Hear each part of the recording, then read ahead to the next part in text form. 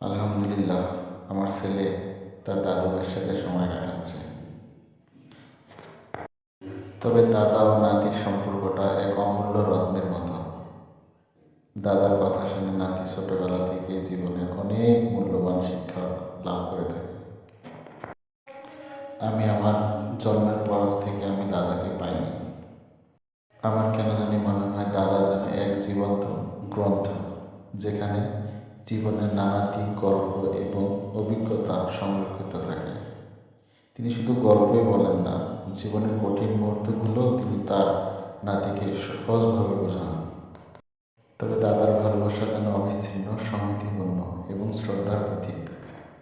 এই সম্পর্কটি কখনোই পূরণ হয় না, বরং প্রতিটি মুহূর্তেই এটি আরও গভীর হয়।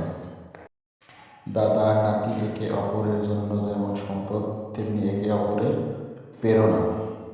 আল্লাহর কাছে একটি দোয়াই করি, আল্লাহ আমার সন্তান যেন বড় হয়ে তার দাদার ভালোবাসাটুকু পায় এবং বুঝে যে আমার দাদু ভাই আমাকে কতটুকু ভালোবাসে। আমি যেটা বুঝতে পারিনি, আমার সন্তান যেন সেটা বুঝতে পারে, দাদার ভালোবাসা।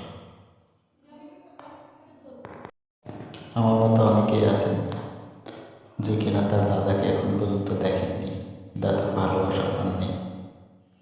আসলে এই মুহূর্তগুলো দেখতেও ভালো লাগে, অনেক ভালো লাগে।